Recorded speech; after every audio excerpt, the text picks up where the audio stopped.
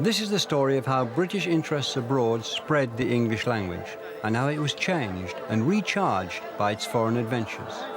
In India, there is a rally coming up, so I'll have to take a detour and come, sir. You know, in India, everything goes little slow. In the Caribbean, yeah, man. I used to pull him with my boat when I go into Black River. Yeah. So one day I pulled him right at the spot and I said to him, I said, Flight, you know you can make some money here. and in Australia. G'day, how you going? No, I'm down by Circular Quay having some brekkie. The forces of empire spread English around the globe. Whatever the rights and wrongs of this drive, it could truly be claimed that the sun never set on the English language. As it spread, it gave birth to new Englishes, and they became locked in battles for power and prestige with the mother tongue. New Englishes became a source of pride for some, of shame for others, of conflict, of liberation, even of brotherhood. And one outcome is indisputable. The English language was enriched immeasurably.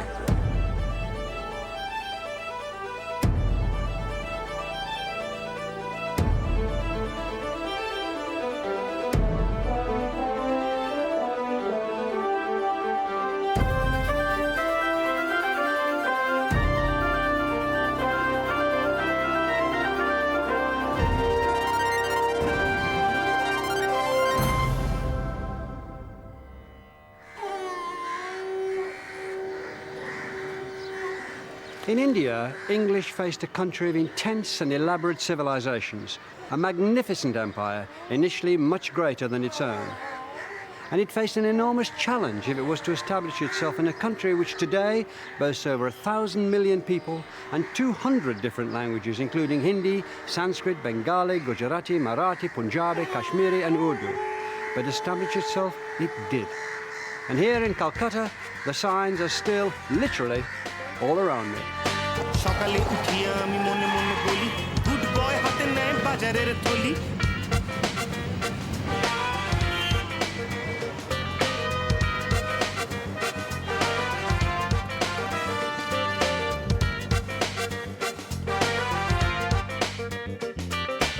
We gave English words to India, and some words from our experience in India have fed back into English, most of them from Hindi. Familiar words like blighty, bungalow, cheroot, loot, ghoul, thug, pundit, coolie, cashmere, dungarees, bandana, jodhpurs, pyjamas, cot, divan, shampoo, cash, toddy, deco, gymkhana, polo, bangle, jungle, cushy, khaki, doolally, dinghy, catamaran, caste, swastika, juggernaut, avatar, guru, karma, mantra, yoga and sacred cow.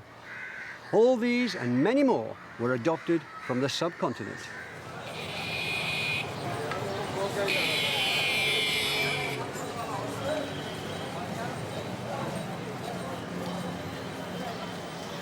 Trade contacts through the early Middle Ages brought the first words from Asia into the English language, often through Latin or Greek, which absorbed them and passed them on.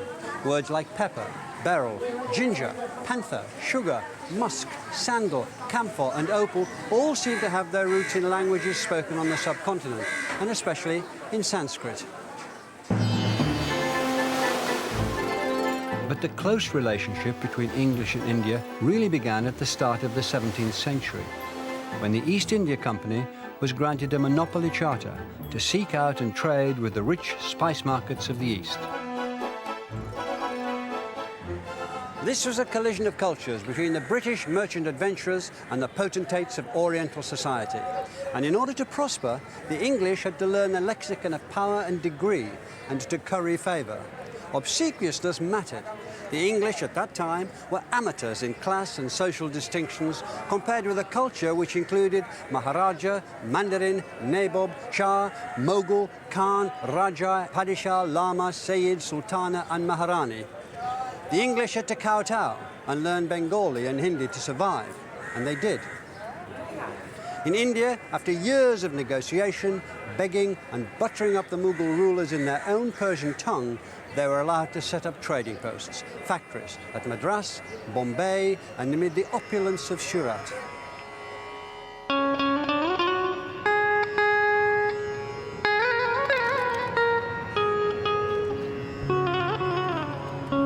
At At the end of the 17th century, the English established another factory here in a tiny village on the banks of the River Hugli, which would become one of the world's greatest trading cities, Calcutta. What brought the English to India was a commodity that they could turn a profit on around the markets of the East, a commodity that India was famous for then and now, cloth.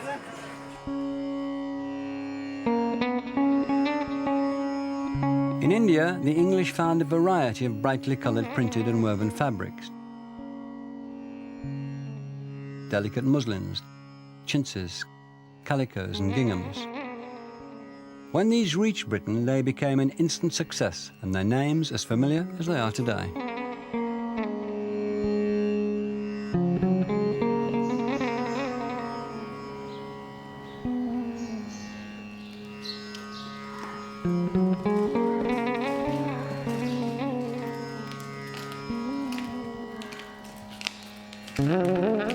India and Britain.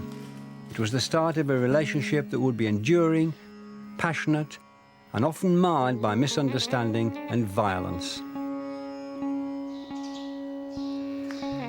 English had planted its foot firmly on Indian soil, but it had hardly announced its presence with a fanfare. The East India Company prospered, but in this vast country, its English-speaking employees were numbered in hundreds, not thousands. Some of the senior employees were encouraged to go native, take local wives, and adopt local habits and dress. And when they wanted to conduct business, they had to learn the local languages. For most Britishers, this was a matter of commercial necessity, but there were others who had a more scholarly interest in India's languages. One of these British students of the Orient made a discovery which rewrote the history of the English language. English had traced its roots back to the dialects of the Germanic invaders from Frisia in the 5th century, as we did at the start of this series, but no further. But in 1784, William Jones, who was in India in his capacity as Supreme Court Judge, founded the Asiatic Society of Bengal to encourage inquiry into the history, civil and natural, the antiquities, arts, sciences and literature of Asia. And when Jones started to look at the ancient language of Sanskrit, a language written down 2 or 3 centuries before the Iliad and the Odyssey, he discovered what was effectively the prequel of the adventure of English. He discovered that one of the deepest roots of English was here in India. Jones made the startling discovery that there were similarities between words in Sanskrit and the younger languages of Greek, Latin, English and others. Where Sanskrit had pita, Latin had pater, Old Norse father, Gothic father and English father.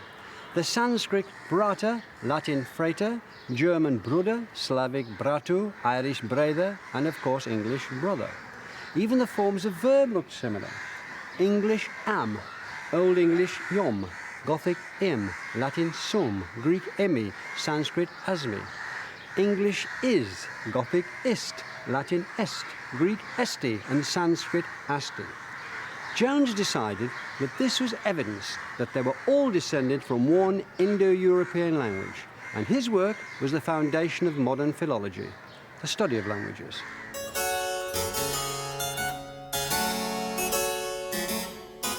English had acquired a new past, here at the headquarters of the Asiatic Society. It was just one of the new buildings with which the British were reshaping Calcutta. By 1765, the balance of power had shifted. The Mughal empires had collapsed, and the East India Company took over the administration and financial control of Bengal, India's richest province. Calcutta was becoming a colonial capital, a centre of commercial, political and social life. Here, the relationship between Indian and British became one of servant and master. A dangerous climate of feeling was developing that it was the duty and destiny of the British to govern in India. They were no longer going native, marrying Indian women, adopting Indian customs and learning local languages. They began to see themselves as superior to the native population, and the essence of their superiority was their religion.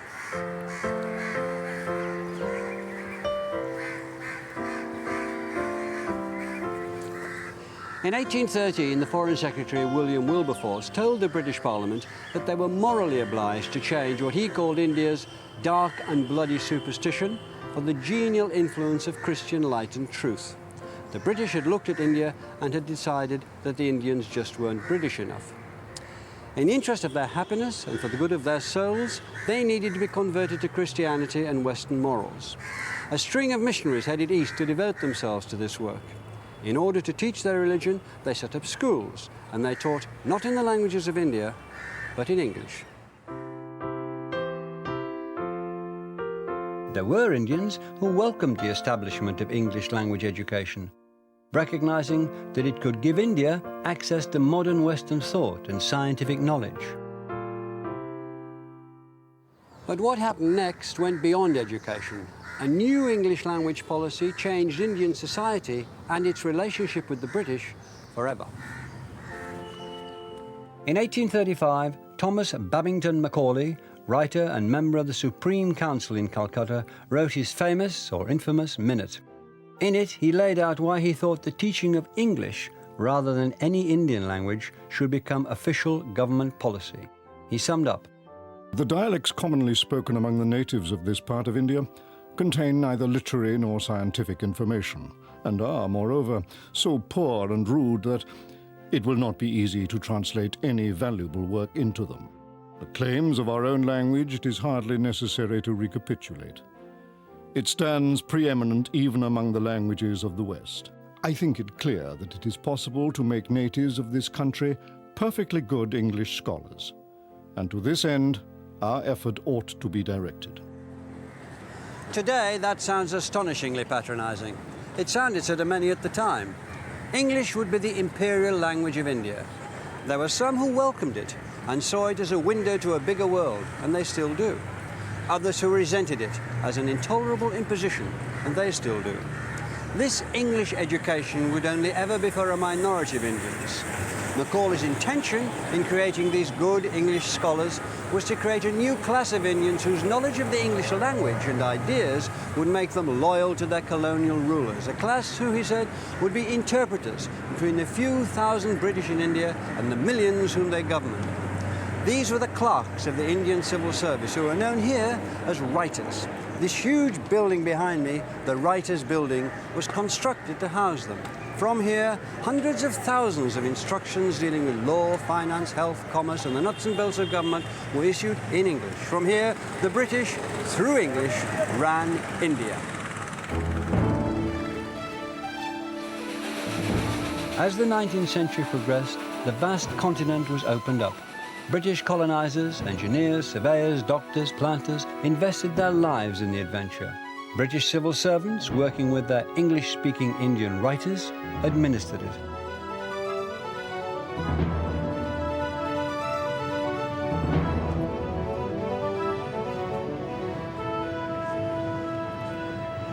Without the English-speaking bureaucracy, there'd have been no Raj, a word meaning rule or kingdom, taken from the Hindi.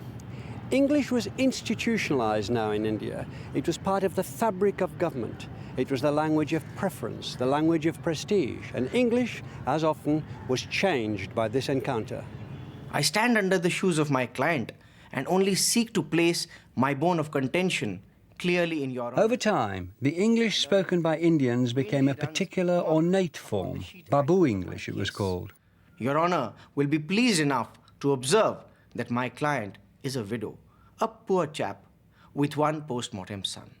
The language was often taught by Indian to Indian, with no British ear to check its proliferation of florid phrases. Their relationship is only homeopathic, so the misty arguments of my learned friend will not hold water. The English spoken by the British also changed. The district officers, magistrates, and other officials who toured the country, tending the Raj, picked up Indian words by the bushel and incorporated them into their daily speech.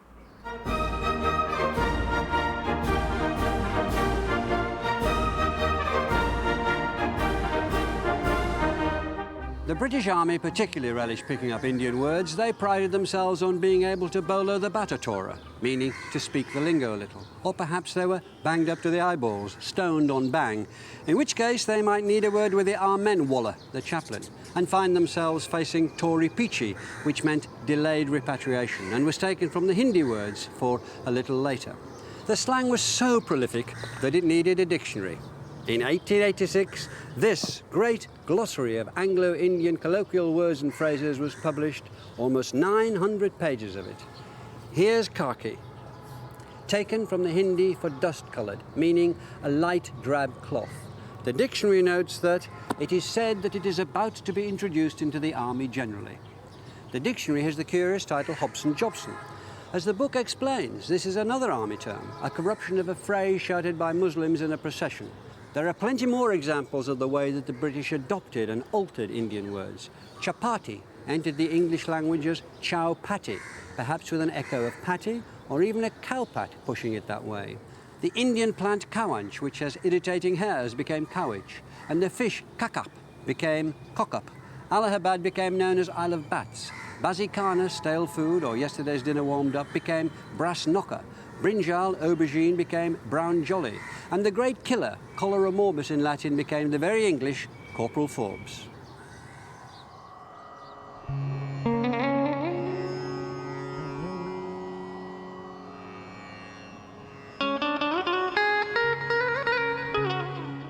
Whenever they could, the British fled the threat of Corporal Forbes and the heat and dust of the plains in summer and took to the hills.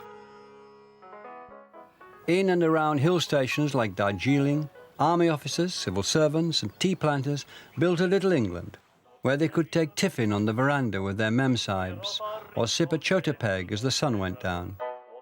The British had become comfortable with India, and English comfortable with its Indian borrowings. First the sun fierce glaring that scorches and bakes palanquins, perspiration and worry. Mosquitoes, thugs, coconuts, Brahmins and snakes, with elephants, tigers and curry.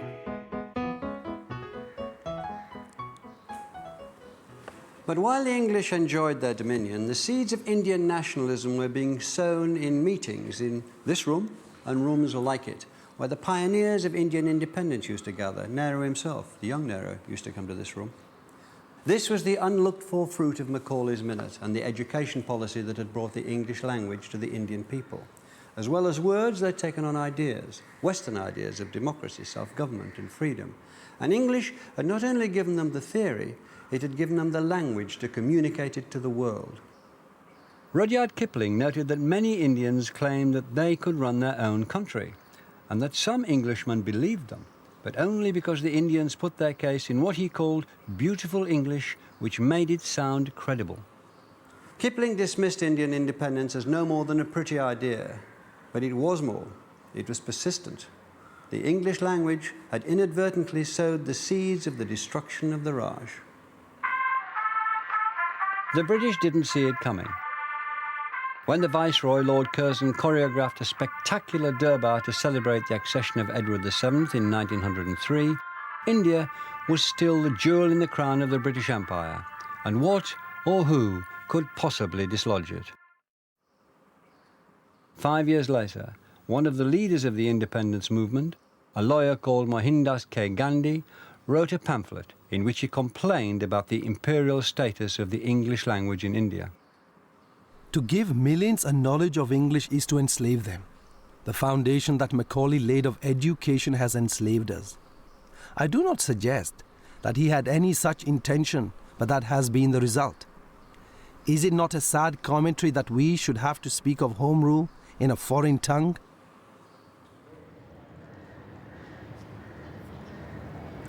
What's fascinating is the idea that language can enslave a people.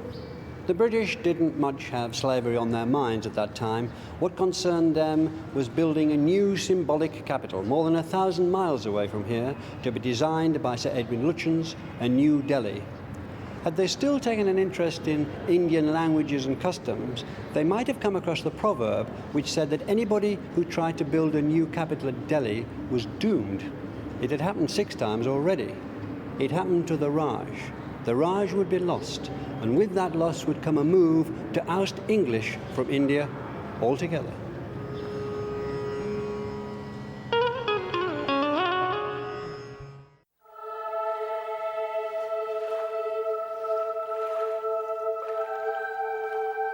We came to the island of the cannibals called Dominica, where we arrived the 9th of March. Near about this place inhabited certain Indians who came down to us, presenting meal and cakes of bread, which they had made from a kind of corn called maize. And they brought us down hens, pines, and potatoes. These potatoes be the most delicate roots that may be eaten. The natives, whom Hawkins called Indians, had been given that name by Christopher Columbus in 1492. He thought he'd found a western route to India, but he had in fact made landfall here, 12,000 miles to the east in the Caribbean, another stage on which the adventure of English would be played out. The name Caribbean itself, which denotes the Great Sea and the arc of islands which string out for more than 1,500 miles, came from the real name of one of the native tribes here, the Caribs, who were notorious for their fierceness and cruel treatment of captives. Another version of their name was Canib, from which we get our word cannibal. And the Carib languages gave English cayman, canoe, curare, peccary, and tamarind, among other words. From the language of another local tribe, the Arawaks, came hurricane, cassava, guava, hammock, iguana, and savannah. Two words used by Hawkins, maize and potato, and mangrove, barbecue, probably, and Jamaica itself. As we've seen in India and elsewhere, when English encountered new languages, it soaked up new words. But the adventure here in the Caribbean was very different from the one in India. There, English, initially at least, had to accommodate itself to established languages spoken by people with status and power. In the Caribbean, local people and local languages would be pushed aside. Others would be imported, and they would react with English and other European languages to produce rich and unique hybrids.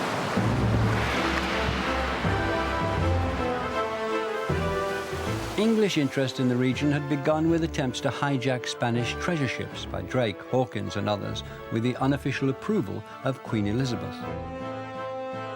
We were pirates, and pirate tales were as popular then as now. By the time Daniel Defoe wrote his History of Pirates in 1724, words from their exotic and bloodthirsty world had already entered the language. Doubloon, pieces of eight, sea dog, cutlass, freebooter, privateer and buccaneer. In time, the buccaneers went freelance, preying on ships of all nations, hiding out in fortified bases they set up throughout the Caribbean. The buccaneers were eventually flushed out of their strongholds like this one at Port Royal in Jamaica. The future belonged to other opportunists, the colonists, who'd already begun the systematic exploitation of the Caribbean. Where the Caribbean and the Atlantic Ocean meet lie the tiny islands of Nevis and St. Kitts. British settlement of the Caribbean began here at Sandy Bay in 1624. The first thing the settlers did was to drive the local Carib people off the island. The mainly English settlers at first grew tobacco, then switched to the more lucrative crop of sugarcane.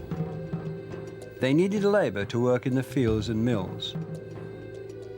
Soon they were importing slaves from Africa, slaves who picked up English words from sailors on the ships that brought them over and from the British on the plantations.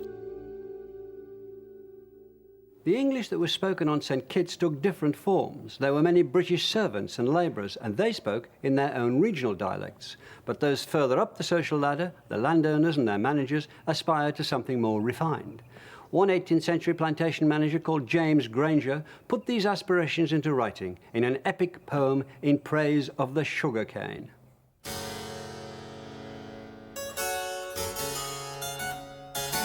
What soil the cane affects, what care demands, beneath what signs to plant, what ills await, how the hot nectar best to crystallize, and Afric's sable progeny to treat. A muse that long hath wandered in the groves of myrtle indolence attempts to sing. In Britain, some critics hailed Granger as the first real writer to come out of the Americas. High society admired his ornate style as English at its best. Whatever its qualities, it was a world away from the language spoken by the majority on St. Kitts, that sable progeny of Afric, as Granger coyly puts it, the black slaves who now outnumbered the white settlers. A taste of their language was recorded by an English carpenter, Samuel Matthews, in the last decade of the 18th century. On St. Kitts, he wrote down the following exchange, a darker version of plantation life than Granger's, and perhaps the nearest we might get to the authentic voice of a slave. Was matter body kwao, abri ya boshe bang you. You tan na sobe au, da bakra man go wrong you body kwao. What's the matter, brother Quao? I think the overseer hate you. You don't stand to know how that white man is going to wrong you, brother Quao. This is language that shows the speaker's African origins. Most of the words in this short passage are recognisably English on the page, but the sounds have shifted. Brother has become buddy, a word that's now very familiar, but this is the first time it was recorded. Overseer has become obishe. This is what happens when people try to voice strange words using the sounds that they know. We've seen it before in America, when the Pilgrim Fathers struggled with Native American words. There's another example here. The English word stand has become tan. That's probably because a lot of African languages don't allow two consonants to run together. So the ST of stand has become T, and the ND has become N. Stand, tan. English vocabulary, African grammar. There's one word straight from Africa, bokra, for European or white man, and another has come through Portuguese slave traders. Their word saba has here become sobi, to know. You tan na sobe au, da bakra man go wrong you body kwao. This kind of language is called a Creole. It's the result of African and European languages colliding, producing hybrids spoken by the black population. Let me alone. No so trouble begin now. A good mind take van tone, so knock your rotten shin. This was the pattern throughout the plantations of the Caribbean. But on each island, the social and racial mix was slightly different, and each island developed its own unique Creole. Unfortunately, English wasn't a benign parent to what it regarded as its rather uncouth offspring. The Creoles continued to be treated by English speakers as unfit for polite society. This pressure meant that some Creole speakers tried to gentrify their language to sound more like the standard English-speaking social elite.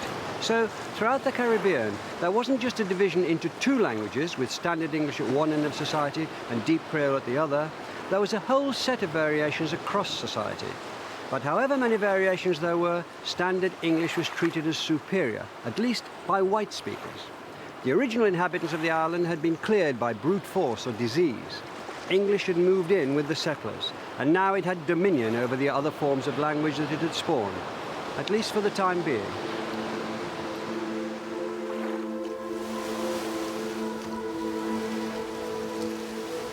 Wherever English travelled around the globe, the story was the same. New colonies developed dialects of their own, even when no other foreign languages were involved.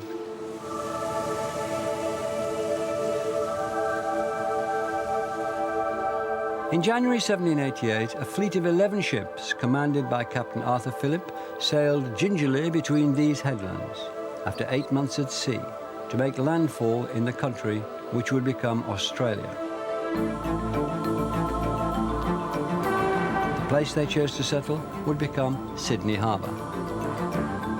Today, the ferries which transport Sydney's commuters bear the names of the ships of what was known as the First Fleet: Sirius, Supply, Fishbourne, Friendship, Borrowdale. Their original cargo was also human. Over 700 seasick, half-starved souls, feared, despised and rejected by their British homeland, the ancestors of some of these commuters, the first convicts. Let us drink a good health to our schemers above, who at length have contrived from this land to remove thieves. Over the next 80 years, over 150,000 convicts were transported to Australia. At Botany Bay, the hulks and the jails had some thousands in store, but out of the jails are 10,000 times more who live by fraud, cheating, vile tricks and... The British saw this as unsettled land, but of course it was peopled by native Australians. The Aboriginal tribes had over 250 languages. Many would disappear over time. But in the early days, the settlers were fascinated by the natives, and from them they learned the names for many of the new plants and animals they were encountering, like the kangaroo. English picked up more words from the native languages around Sydney Harbour. Boomerang, dingo, koala, wallaby, wallaroo and wombat. And cooey, which was a call used by natives to summon one another from a distance, was soon adopted by the English. And there's also a type of owl called the boobuk, a tree called the warata, which has become the emblem of New South Wales, warrigal, which is another name for the dingo, and woomera, a throwing stick. As settlement spread, English picked up words from other native languages. Billabong, a cut-off pool in the branch of a river. Budgerigar, yabby, which is a crustacean. Barramundi, a giant perch. And from Western Australia, kylie, another word for boomerang.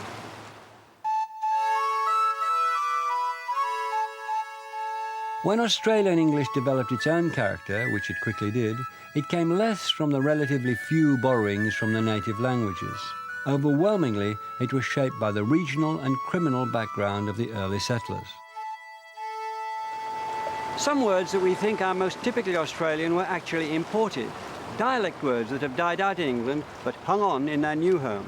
Cobber comes from the verb cob, meaning to take a liking to. Dinkum was a word for work, and fair dinkum meant something similar to fair play. And digger was another word that sailed halfway around the world, English then, Australian now.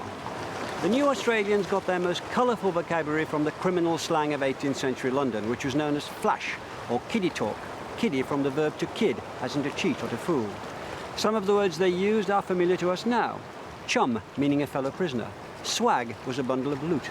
Job for robbery, Judy for woman, mug for face, pigs for police, beak for magistrate, lark for prank, split for betray by informing, put up job and stow it, meaning keeping quiet, are all found in Australia and in the criminal language of Dickens' Oliver Twist.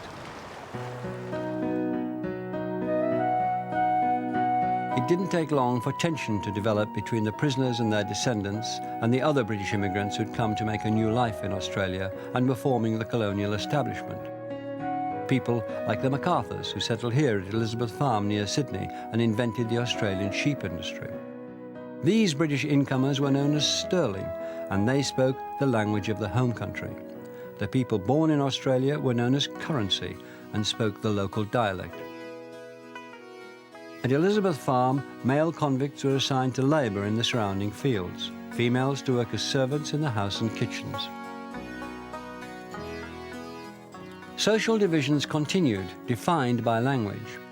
But over time, convicts who'd served their sentences could become citizens of the emerging country and call themselves government men, legitimates, exiles, or empire builders.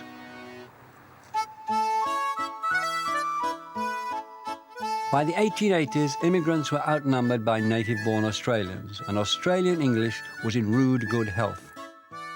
The weekly bulletin started appearing in Sydney. Known as the Bushman's Bible, it was sensational, outspoken and slangy. In its pages you find words like fair dinkum, larrikin, bonza, bloody, offsider, fair cow, battler and bludger, classic Australian. And there are examples of vivid Australian phrase-making. Better than a poke in the eye with a burnt stick, or as miserable as a bandicoot on a burnt ridge. And there are also poems and songs which helped create the image of the Australian bushman and his speech in the outback. Once a jolly swagman camped by a billabong under the shade of a coolabah tree, and he sang as he watched and waited till his billy boiled. You'll come a waltzing Matilda with me. Waltzing Matilda. Matilda is slang for a bedroll. Waltzing Matilda means going on the road. Was written on a sheep station by the poet and solicitor Banjo Patterson in 1895. And waited till his billy boiled.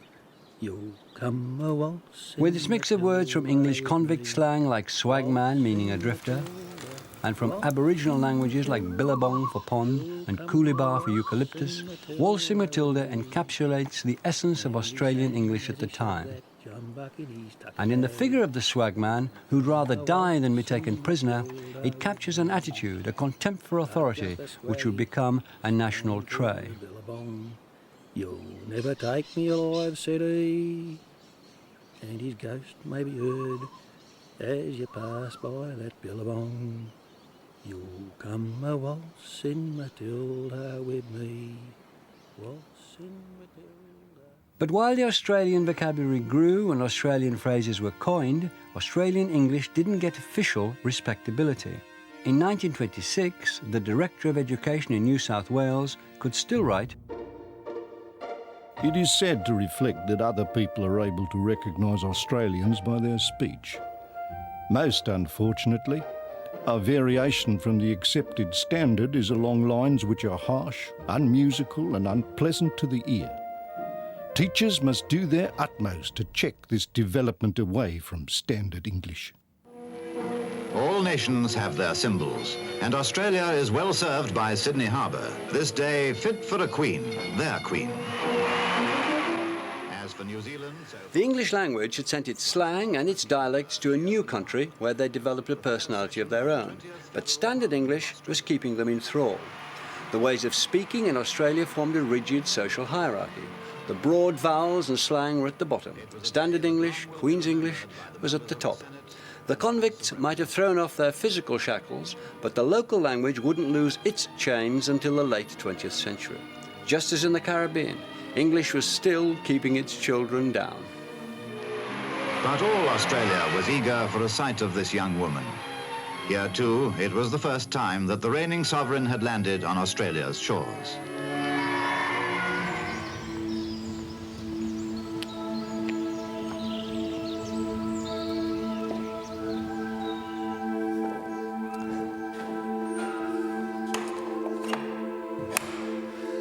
The British Empire, by the turn of the 20th century, was in its heyday. And British interests, as every school child knew then, had taken the English language all around the globe.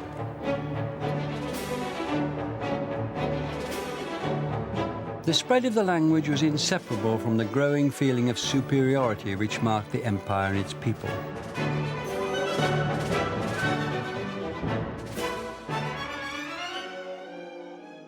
When Daniel Defoe's shipwrecked Robinson Crusoe encountered the man he called Friday, the first English word he taught his new acquaintance was master. There was no question about who was in charge and no question about the language they'd use. As the empire spread, Crusoe's attitude became the norm.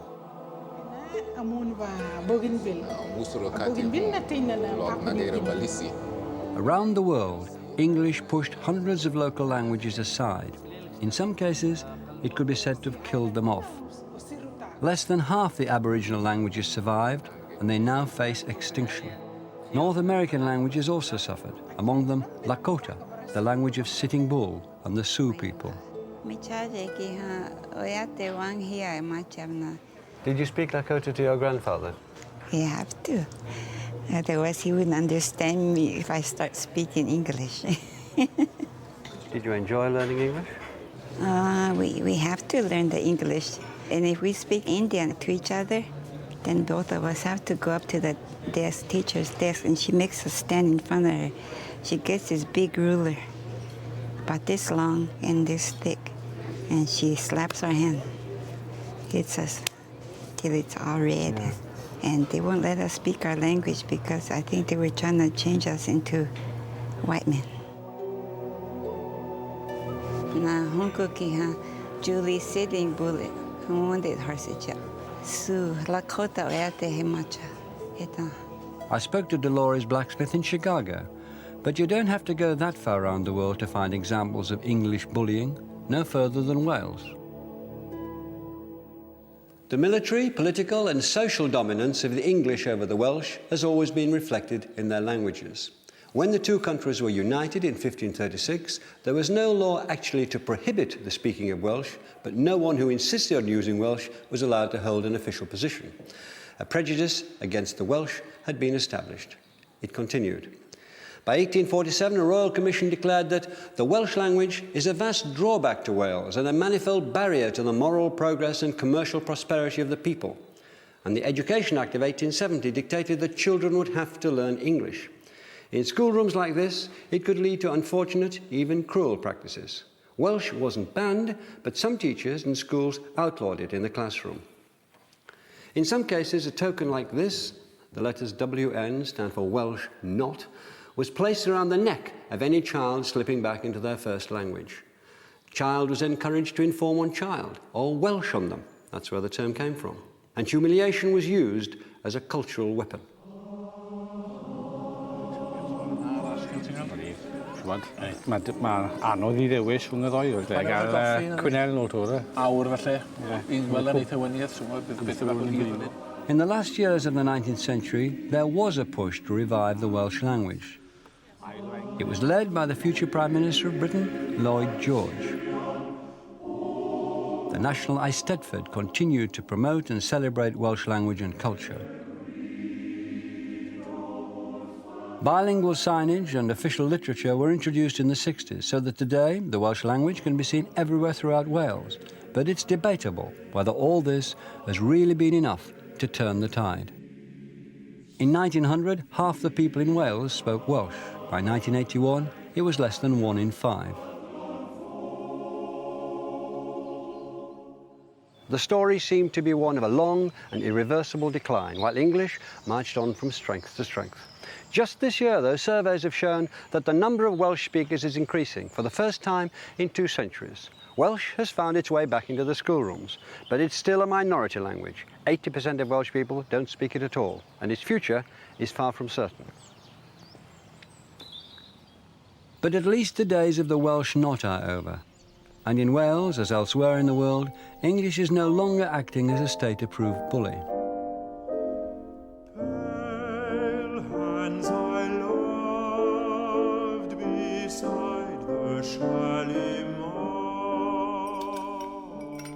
As the British Empire has faded away, English has had to come to terms with a changed world,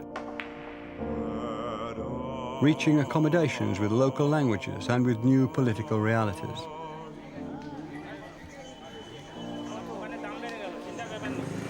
Here in India, the new constitution which followed independence planned to abolish English altogether and instead make Hindi the sole official language. But it didn't happen. Hindi is only the first language in some states of India, and other parts have their own languages, like here in Calcutta and the rest of Bengal, where Bengali is spoken. Regional rivalries are often fierce, and so the users of other languages exerted political pressure, in some places even rioted, to keep English rather than be forced to use Hindi. And even the most cursory glance at any of these bookstores here in Calcutta will show you how English is still part of Indian life. It's a minority language, but it's the language in which many Indian states communicate with each other and with the outside world, and that gives it tremendous clout. Some would say too much.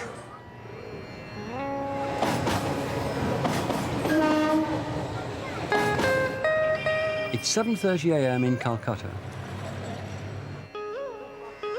The Tollygunge Club is the favourite meeting place for the state's top officials and captains of industry. That's a lovely one. Thank you for the game. Now, who's signing for breakfast today? For these people, English is a badge, indicating they're part of India's social and ruling elite. Across town, in another world, street children are being taught the basics.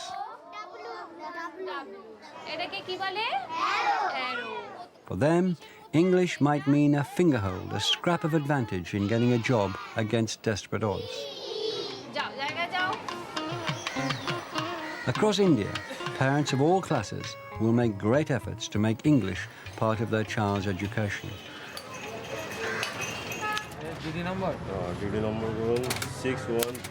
For this man, English is the language he must hire to deal with the bureaucracy of taxing a car. For this man, it's essential to his business. Somebody came and hit the vehicle. Many Indians slip happily from English into their native Bengali or Hindi and back again. For them, English has become, in a sense, another Indian language.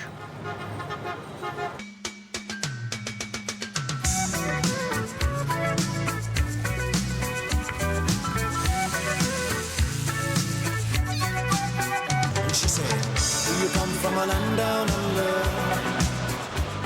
In other parts of the former empire, English and its linguistic offspring have also had to come to terms with independence.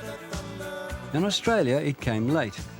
The election of the Whitlam government in 1972 rode a wave of nationalism. Australia began to look back towards Britain less than it looked forward to its own future as a multicultural country.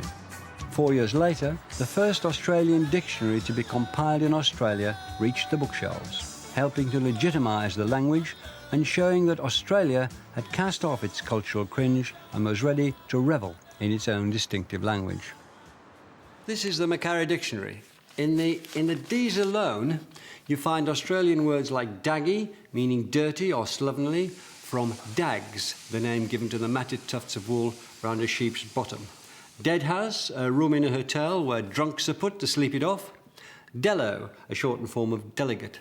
Dingo stiffener, a dingo hunter. Dog's cock, an exclamation mark. Dog eye, an Aboriginal English word for a white person. Drac, an adjective depressingly unattractive, possibly from Dracula. And dunny, an outside toilet, a name that can be traced back to the English words dana, meaning dung, and ken, meaning place or house. In Old British dialects, you could find danikin or dunnikin. The Australians shortened it and keep it in use.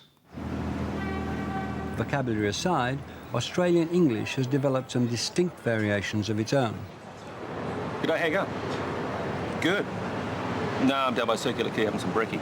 I think there are two features that really earmark Australian English, at least for me. One is the abbreviations, the Australian love of shortenings, so that a word, if it's not already a single syllable, gets reduced to a single syllable, and then an ending is bunged on, E ending or an O ending. So something like my mate Jacko, you know, the weirdo journo from Freo, he slipped on a bit of lino during his smoko one arvo and ended up on compo and a real dero.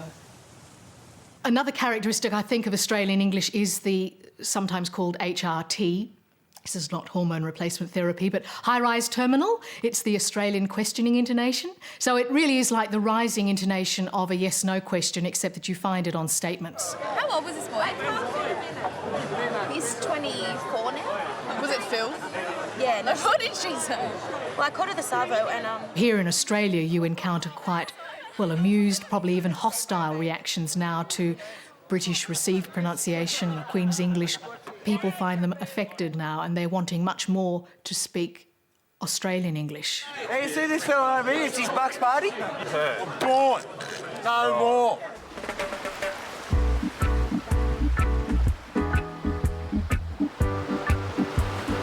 Independence reached the West Indies in the 1960s, and with it came a determination to reject the colonial past in all its forms. Here in Jamaica, there's been a campaign to make patois, the local speech, as socially acceptable as standard English. It's all around, and no longer regarded as a badge of social inferiority. I'm made to the corner with Jamaicans. Wicked. Tomorrow we're gonna do some fried fish party. We have some kittens tomorrow. Some people from town. About a week after I seen Jam like a couple stick in the ear, so well, then it looked like he going out of it, you know. Pull up! Anybody who wants to communicate with the public effectively in a language of feeling and a language that will get them to move and to act uses Jamaican. Well, here we are again, the Vibe Master Jerry D. You don't know. I want to play some Buju Banton, some Bob Marley, some Barry Salmon. Obviously, it's gone into popular music. It's radio. The radio talk shows are largely carried out in Jamaican, even by people who can speak English. It is not the language of or simply for illiterate, ignorant people. Patois, on the airwaves or in the dance hall, is one thing. For it to be tolerated or encouraged in the schoolroom is another. Now, if we were going to talk patois, can you think of another way in which we could say, how are you? What could you say? How you do? Wagwan. What else? How you do? How you do? What used to happen, right, is when Jamaica was under slavery, before slavery was abolished, the slaves, when they used to have to break... There are those, like the poet and performer Joan Andrea Hutchinson, who actively promote patois among children. But it's not government policy yet to teach it in schools. Here, standard English is still the norm. 5, 6, 7, and... You're smiling.